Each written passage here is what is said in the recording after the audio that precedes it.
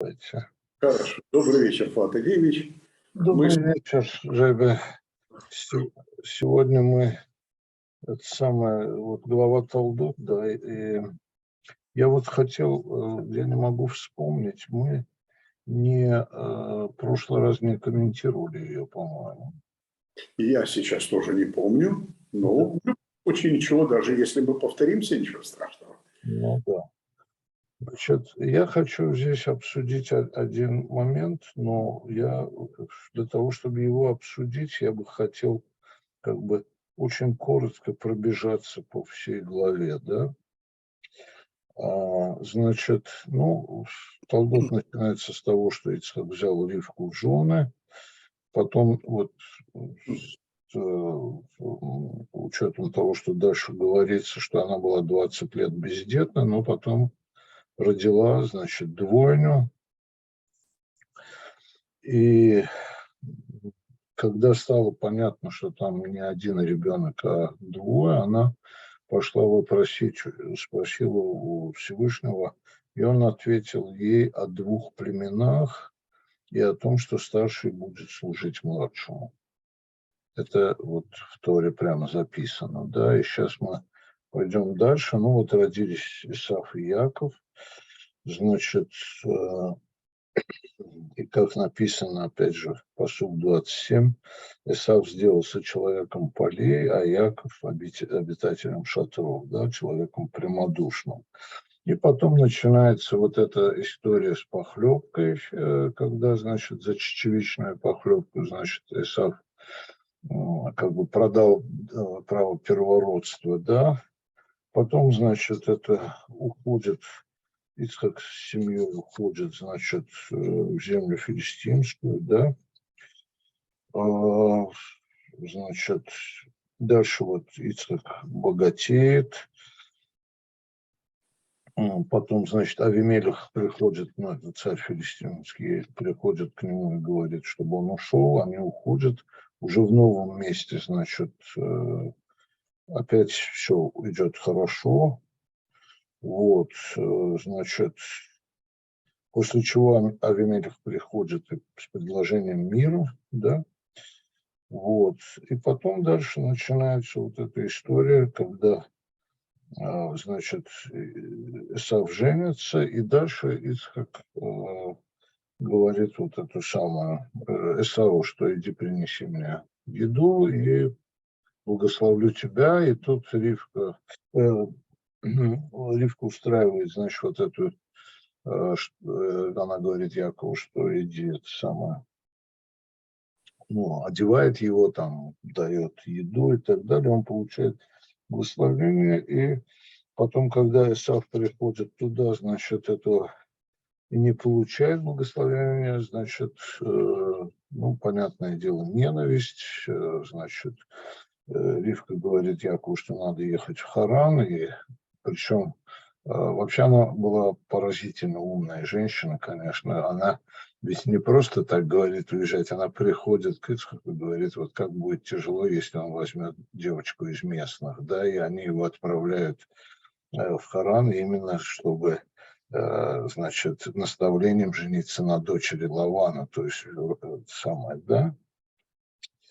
Ну вот, и вот здесь я хотел сказать, что, понимаете, я очень внимательно прочел комментарии, которые были мне доступны, и вот здесь очень активно обсуждается, вот, что Яков там, как бы сказать, нечестно себя повел, там, и так далее, да.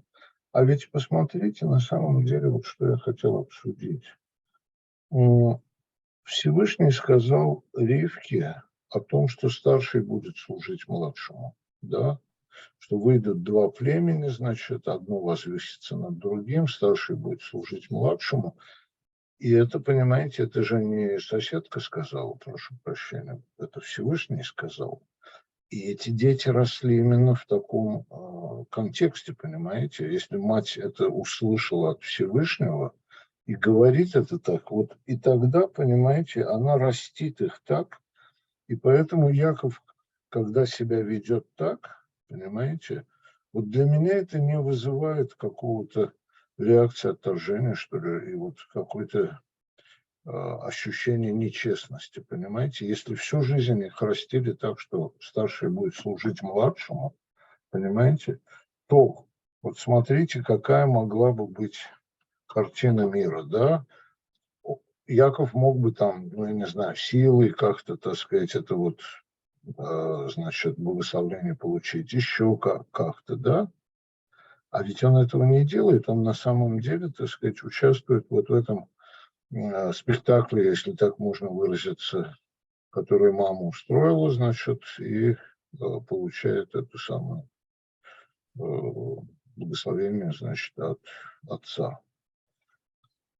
То есть и здесь вот мне кажется, что Яков ведет себя, понимаете, опять же, вот, ну, вообще по всей главе понятно, что Яков, конечно, в разы интеллектуальнее Савва, так сказать, понимаете, явно, так сказать, мыслящий человек. Но и здесь вот конкретно этой ситуации, понимаете, он не силой берет, опять же, а умом. Но еще раз хочу подчеркнуть, что вот, ну, представьте себе человека, которого растят в семье, и которому все время объясняют. Я не думаю, что Ривка все эти там годы молчала, так сказать, об этом эпизоде. Понимаете, это слишком важный эпизод в жизни семьи, в жизни человека, чтобы вот так просто о нем забыть. Такое, ну, забыть невозможно, да? И вот когда мы теперь, когда я читаю и смотрю, так сказать, вот эти комментарии, в которых иногда вот говорится о том, что да, Яков повел себя нечестно, так сказать, там некрасиво и так далее. Здесь скорее это идет, понимаете, от, как бы сказать, понимания традиции. С точки зрения традиции, если мы возьмем весь этот период, всю эту, так сказать, весь этот мир, да, с точки зрения традиции, да, но с точки зрения семьи, в которой это с самого начала было сказано, понимаете, и сказано Всевышним, то я вот здесь не вижу здесь какого-то вот нечестного, некрасивого поведения со стороны Якова, понимаете. Вот это я как раз и хотел сказать, потому что вот в комментариях здесь вот в таком контексте это не обсуждается, понимаете. То есть идея вот очень простая. Самых, ну, от рождения, можно сказать, да, ведь она же услышала эту фразу, эту вещь от Всевышнего же не тогда, когда они уже родились или выросли, она еще услышала, когда они были в утробе. После чего она рожает, вот он первый, вот он второй, и известно, что старший будет служить младшему, и это определяет, вообще говоря, все воспитание, все семейное, так сказать. Да, при этом есть вот эти внешние, как бы сказать, воззрения, внешние, так сказать, традиции, которые говорят, нет, старший должен быть главным, да, но есть и слова Всевышнего на самом деле. Вот, собственно, это вот этот комментарий. Я честно прочел в этих самых нескольких источниках вот эти самые комментарии. Вот такого я не увидел. Но, возможно, он даже еще очень активно обсуждается. Мы можем с вами поразмышлять, потому что возникают вопросы. Когда вы говорите, вспоминаете, заостряете внимание на том, что Ривка с самого начала знала, что старший будет служить младшему, то есть нарушится естественный порядок, когда старший наследует двойную порцию, и все остальные братья фактически служат у него в подчинении. Это единая такая пирамида, во главе стоит глава клана, глава семьи, а все остальные находятся в подчинении. Мы потом с этим столкнемся через некоторое время в главе, описывающей отношения Йосефа и братьев. Да, у нас там тоже будет много перестановок и Реувен не наследует, так сказать, ни благословение, ни главную роль в семье. В общем, это довольно часто потом будет применяться. Не старший сын. Нам все время говорится о том, что есть общий закон, и вот в чудесных случаях он должен немножечко нарушаться. Теперь так, Ривка знает. Как вы думаете, кому она сказала о том, что она услышала? Как? Я думаю, что вот здесь, опять же, потому что я читаю и понимаю отсюда, она наверняка мужу сказала. Но муж, понимаете, вот опять же, вот смотрите, Ицхак на самом деле очень интеллигентный человек, да, и на него вот это внешнее давление внешних традиций на него наверняка было очень большим, понимаете? И в силу того, что он достаточно мягкий человек. Вот, и поэтому, я бы так сказал, вот если можно было бы представить на его месте другого человека, и вот он понимает, что его обманули, допустим, да, ведь он же мог в конце, так сказать там, Эсаву, подожди, сейчас мы его позовем и все, так сказать, переиграем. А ведь он стоит на своем, понимаете? Вот когда уже Эсав приходит и говорит, что вот там ты не того благословил, и он мог бы сказать, да, действительно, так сказать, он вроде как расстроился, но мог бы сказать, подожди, сейчас мы все переиграем. Он же этого не говорит, понимаете? Вот жесткий такой человек, он мог бы это и сказать на самом деле. Я думаю, что она сказала, Ицхаку сказала, и, возможно, это, наверное, это не, как бы сказать, об этом не кричали, так сказать, во всех уголках дома, потому что традиции есть традиции, понимаете? Но я думаю, семья об этом знала, понимаете? И вот эти телодвижения Эсава по этому поводу, я думаю, что он тоже знал. Конечно, ему обидно, естественно. Но, опять же, вот, понимаете, это обида, как бы сказать, сейчас... Он действительно, вот в конце он говорит, там, начинает думать, там, убить Якова, когда это самая Ривка советует Якову уехать, да. Но Ривка, конечно, абсолютно гениальная женщина, она же ведь не просто говорит «уезжай», она приходит к мужу и объясняет ему, как ей будет плохо, если он женится на местной девочке, и муж сам отсылает его, значит. Вот, мне кажется, вот здесь это все-таки в семье это не обсуждалось вот каждый день или каждый год, так сказать. Но об этом, в общем-то, разговор какой-то шел. Понимаете, вот мне так кажется. Понятно. Может быть, 10 лет там, или как-то. А потом, понимаете, еще одна вещь, Ребе. Понимаете, это же Всевышний сказал. Такую вещь нельзя просто, так сказать, забыть и сделать вид, что этого не слышал. Понимаете? Вы можете себе представить верующего Ицхака и жену, которая вдруг, так сказать, на эти слова, там, условно говоря, не среагировала. Это немыслимо. Да. Я говорю, что мнений может быть несколько. Ведут ли себя главные герои, в том числе Ицхак и Исав, ведут ли они себя так, как будто они знают волю Всевышнего? Хорошо, предположим, Исав не очень богодоверчивый человек, и ему все равно, что сказал Бог, предположим, потому что в силу своего особенного характера, да, может быть, Исав просто против идет, хотя он не против, он отдает первородство легко. Но, может быть, когда он хочет теперь уже убить Якова в конце,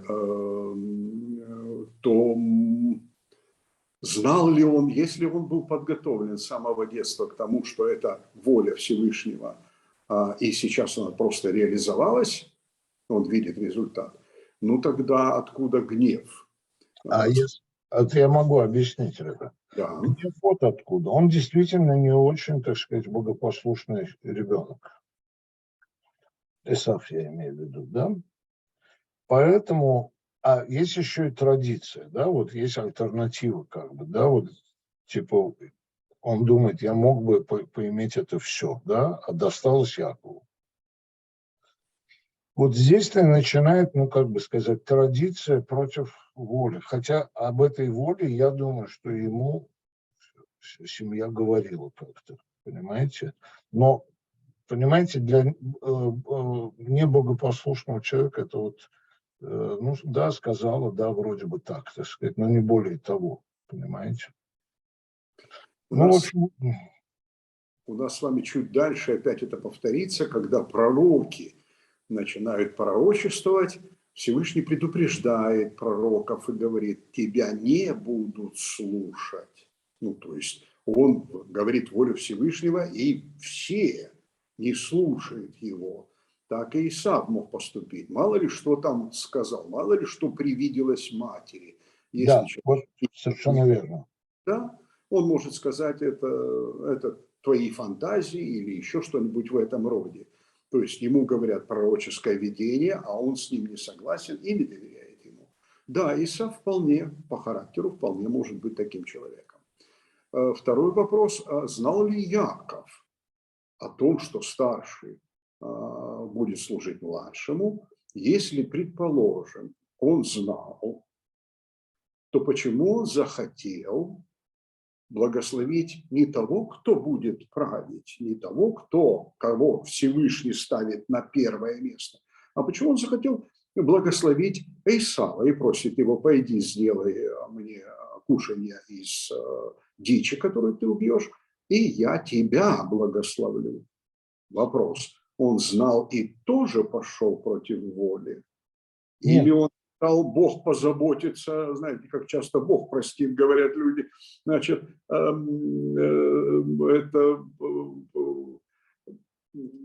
то есть он сказал, об этом и так Бог позаботится, а я вот о старшеньком, потому что, ну, традиция, потому что традиция давит, понимаете? А об этом и так позаботиться, так сказать. Раз уже было такое, понимаете? ну да, ну да.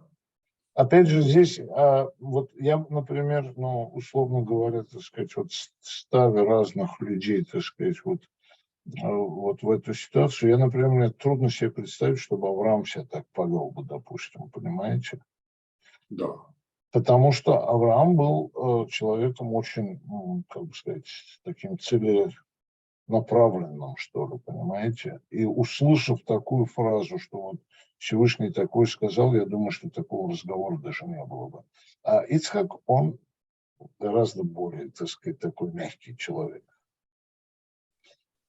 Ну, то есть у нас часто так среди людей происходит, очень часто, что человек имеет убеждение, предположим, ему сказали вот об этом пророчестве, он имеет убеждение, но что скажут люди? Вот, совершенно верно. Получается, как же я вот младшего подниму на высокую ступень, благословлю, а старшего оставлю, что скажут обо мне? Не Может, скажет обо мне. Вот совершенно верно, да. это очень по-человечески.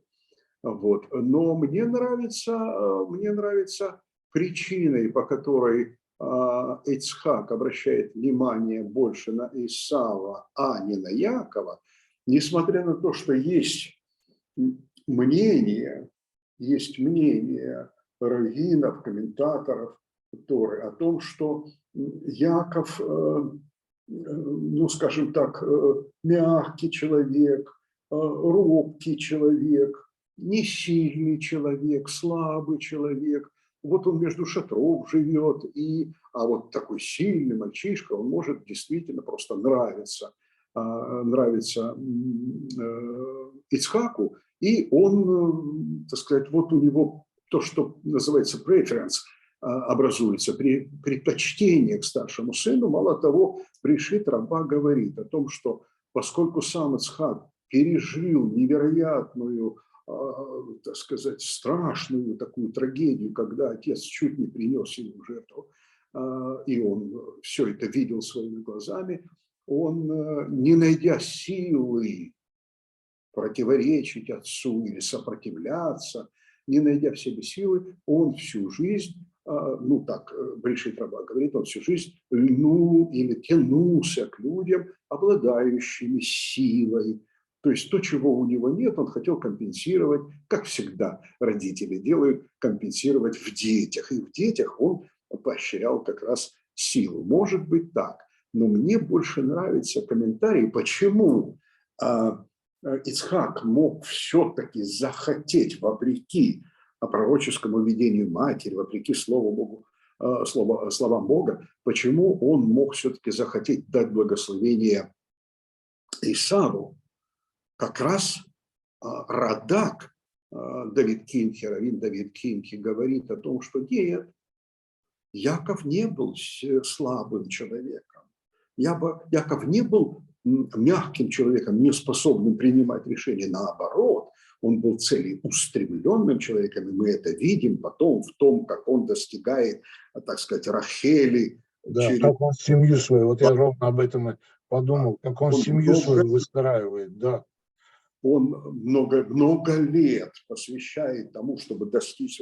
Он как раз очень сильный человек, говорит Радак.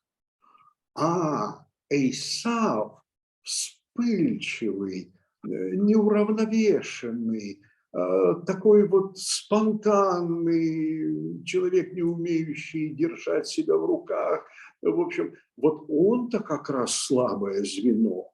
И Ицхак это слышит, он чувствует это. И он говорит, ну вот, как я сказал, но уже не пренебрежительно, дескать, об этом и так позаботиться, в пророчестве сказано, что он будет главным. Я хочу позаботиться о более слабом и дам ему благословение, чтобы спасти его, хоть немножко поддержать. Он же сам ничего не может, я ему дам благословение, и это немножечко поправит ситуацию. А Яков, он видел, это Радак говорит, только один из комментаторов говорит, а Яков, он и сам знает, как достичь результатов, как достичь целей, которые вот Бог поставил меня ставить старшим, быть, что я буду править. И он тогда Исаву говорит, знаешь что, давай закрепим то, что Бог сказал, теперь юридически. Отдай мне свое первородство, чтобы никто потом со стороны не мог сказать, что я узурпировал власть. Ну, тот по разным причинам говорит, да ладно, что оно мне стоит, он спонтан, он слабый человек, он не может удержать даже то, что дано ему благодаря традиции. И он не цепляется за это, говорит, да, забирай. И вот в данном случае это как согласие с тем, что он говорит, все равно будешь старшим, забирай юридическую составляющую. Вот. Именно потому, что вот это, опять же, было подготовлено. Не то, чтобы, так сказать, вот ни с того ни с сего вдруг всплыло, отдай мне свое первородство. Вот в обычной ситуации, вы понимаете, да, этот как бы старший брат так сходу бы отдал свое первородство. А вот именно это было, об этом ходили разговоры, наверное, в семье, понимаете, это понятное дело, что это не на каждом обеде обсуждалось, так сказать, но разговоры были, и он уже как бы был подготовлен, понимаете, и поэтому он так легко вот отдал это первородство, и опять же, характер, совершенно верно вы сказали, Ребер, характер, конечно, у него был специфический, я бы так сказал. Слишком простой человек, так сказать, вот если так можно выразиться, да. Да. И, значит, мы с вами можем предположить, это наше предположение, наше размышление на эту тему, мы можем предположить, что все участники этого события, Ривка, которая услышала, слава Богу, Ицхак, который знал о том, что Яков будет старше, но Исава надо поддержать, Исав, который пошел на отдачу первородства, потому что знал, что это пророческое видение матери, то есть они все работали в рамках пророчества и, собственно говоря, просто закрепили. Да. Единственное, что немножечко останавливает, это гнев Эйсава в конце. А нет, не останавливает, ребят. Да. Не останавливает тот, почему, так сказать, опять же, в силу своей прямодушности, такой вот, плохо сказал, прямодушный как раз Яков назван. Исав был, ну, простой человек. И вот, когда уже все состоялось, тут возникает обида. Обида, что вот вроде бы по традициям мне должно было быть. Да, были разговоры, да, а вот традиции-то есть, понимаете? И вот почему? Вот оттуда и гнев. Ну, можно себе даже, например, представить такую ситуацию. Он приходит там своим товарищам рассказывает, они ему говорят, ну как это можно, есть же традиции, понимаете? Ну вот тут вспышка. Но мы опять же вот здесь наблюдаем, смотрите, какую вещь. Ведь не было ни кровопролития, так сказать, ничего не было. Он пошел со зла, женился на вот этой самой дочери Ишмаэля. Понимаете, опять же, вот так посадить родителям. У нас есть, опять-таки, мы с точки зрения, в том числе еще психологии, пытаемся понять мотивации каждого слова, каждого движения, каждой эмоции, которая возникает. У нас с вами, опять-таки, чуть попозже будет интересная история. Моше Ага. выводит народ из Египта. Моше проводит их через Тростниковое море. Моше получает законы. Возле горы Синай все отступают, говорят, ты говори нам, рассказывай.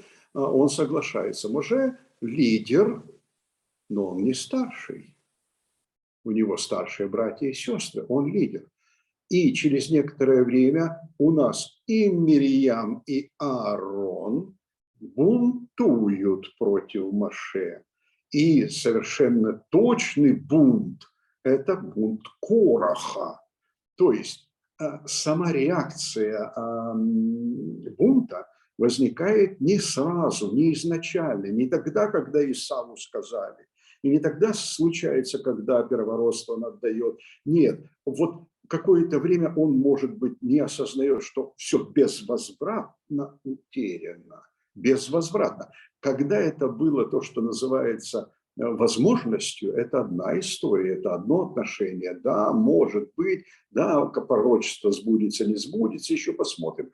А когда вдруг надо подтверждать, что первородство он отдал, и когда все-таки по воле Ривки, а она выполняет волю Всевышнего, и благословение достается не ему. Вот в этот момент, как и у Кораха, очень поздно проходит большое количество времени, прежде чем Корах поднимает голову и говорят, мы все стояли, вот, отдай то, что ты себе забрал. А Моше ничего не забирал. Его Да. власть и святостью наделил Всевышний, как и в случае Якова. Его властью, святостью наделил изначально от рождения наделил Всевышний. Но Корах все равно, это психология человека, Психология человека, абсолютно. она объяснима. Когда что-то становится вот недоступным, очевидно недоступным, вот этот момент, а где же ты раньше-то был? Почему ты раньше об этом не говорил? Мы бы обсудили, мы бы сделали. Ну, в общем, как было бы, мы не знаем. Но поздний бунт вполне возможен. И действительно тогда можно объяснить, как поздний бунт, то есть невозвратно что-то утеряно. И из потенциального перешло в актуальное. Теперь с этим надо смириться. Да. Когда вступает вот вспыльчивость Исава, она включается, собственно говоря, на пустом месте. Если он сначала знал и действовал внутри этого пророчества, то какие могут быть обиды? Оказывается, обиды бывают и вот в такой ситуации тоже. Да, очень похоже. Очень похоже, что могло развиваться и в таком ключе тоже. Хорошо, хорошо, очень интересное размышление.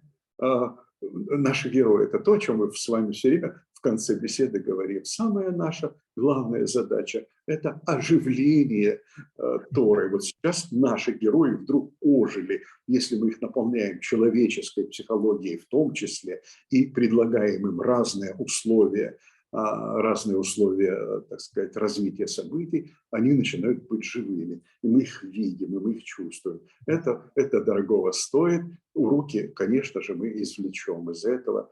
И несколько раз обдумывая о том, насколько надо быть так сказать, благодоверчивым человеком, если что-то предсказано, насколько нужно полагаться на пророческое предсказание, как нужно действовать, вот как Яков действует, целеустремленно, мягко.